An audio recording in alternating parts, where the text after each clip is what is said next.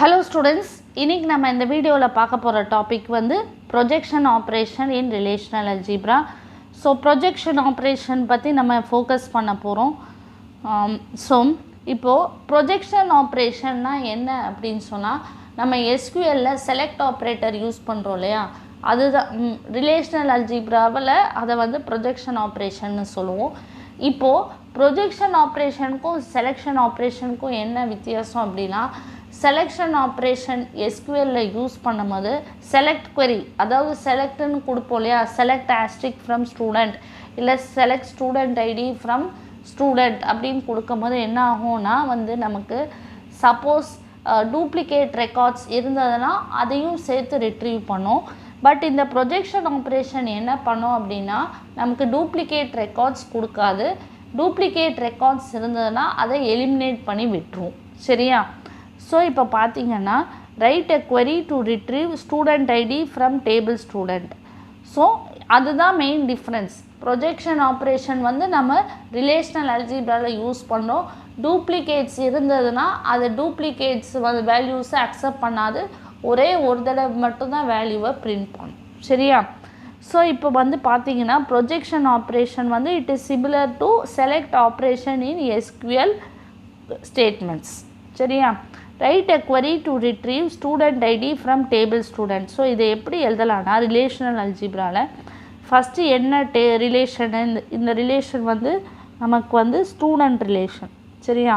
Student relation. So student ரிலேஷனை நம்ம என்ன ரிலேஷனோ அதை ப்ராக்கெட்டில் போட்டுட்டு அதுக்கப்புறம் சிம்பிள் வந்து பை போட்டு ஸ்டூடெண்ட் ஐடி கொடுத்துரும். ஸ்டூடெண்ட் ஐடி ஸோ அந்த corresponding select the student id from table student அப்படின்னு சொன்னால் நமக்கு வந்து என்ன ரிட்ரீவ் ஆகும் அப்படின்னு சொன்னால் ஸ்டூடெண்ட் ஐடி ரிட்ரீவ் ஆகும். ஸோ இதை வந்து நான் ரிலேஷனல் அல்ஜிப்ராவில் எழுதியிருக்கேன்.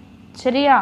ஸோ பைங்கிறது ப்ரொஜெக்ட் பண்ணுறதுக்கு, எந்த காலமை ப்ரொஜெக்ட் பண்ணுறதுக்கு தான் நமக்கு வந்து ப்ரொஜெக்ஷன் ஆப்ரேஷன் யூஸ் பண்ணுறோம். ஸோ ஓகேவா? இப்போ நம்ம SQL select student ID from student கொடுக்குறோம் இல்லையா, அதே ஸ்டூடெண்ட். ஸோ நமக்கு என்ன ஆகும், இதுவாகும் இல்லையா. ஸோ இதில் வந்து நான் என்ன பண்ணுறேன், ப்ரொஜெக்ட் இந்த ரிலேஷனல் அல்ஜிப்ராவில் ப்ரொஜெக்ஷன் ஆப்ரேஷன் யூஸ் பண்ணி நான் வந்து இப்படி கொடுத்துருக்கேன். சரியா? Projection operator is use to retrieve columns of a relation. ஓகேவா? Important point, columns of a relation. Projection operator automatically removes all the duplicates while projecting the output relation. So duplicates automatically remove பண்ணும். Whereas SQL select query என்ன பண்ணும், நம்ம distinct keyword use பண்ணால் மட்டும்தான் நம்ம duplicates அதில் eliminate பண்ண முடியும், இல்லைனா duplicates eliminate பண்ண முடியாது. Projection operationல இன்னொரு இது பார்க்கலாம். write a query to retrieve student id student name from table student. So relational அல்ஜிப்ராவில் இதை எப்படி பண்ணுவோம், ஸ்டூடெண்ட் ஐடி ஸ்டூடெண்ட் நேம் ரெண்டு காலமை ரிட்ரீவ் பண்ண சொல்லியிருக்காங்க. So pi of student ID student name from table student. So இப்போ இங்கே பார்த்தீங்க அப்படின்னு சொன்னால் ஸ்டூடெண்ட் நேம் இங்கேயும் ஏபிசி இருக்குது, இங்கேயும் ஏபிசி இருக்குது. இது என்ன தான் இருந்தாலும் நமக்கு வந்து என்னது student ID student name. So இப்போ வந்து நமக்கு வந்து இங்கே டூப்ளிகேசி வருது. டூப்ளிகேசி வந்தாலும் இங்கே நம்ம சொல்லிக்கலாம் ப்ரைமரி கீ இருக்குது வராது அப்படின்னு சொல்லிட்டு. ஸோ இப்போ நான் வந்து ஸ்பெசிஃபிக்காக இந்த மாதிரி ரெண்டு இது இருந்ததுன்னா இது என்ன பண்ணும் அப்படின்னா ரிலேஷன் அல்ஜிப்ரா என்ன பண்ணுவோன்னா நான் எனக்கு வந்து வெறும் ஸ்டூடெண்ட் ஐடி 1 2 மட்டும்தான் ரிட்ரீவ் பண்ணும். ஏன்னா 3 வந்து நான் ஏபிசி கொடுத்தனால அதை ரிட்ரீவ் பண்ணாது. டூப்ளிகேட்டு அதை ஆட்டோமேட்டிக்காக எலிமினேட் பண்ணி விட்ரும். சரியா? ஸோ ப்ரொஜெக்ஷன் ஆப்ரேஷன்னா என்னன்னு சொல்லி இந்த வீடியோவில் பார்த்தோம்.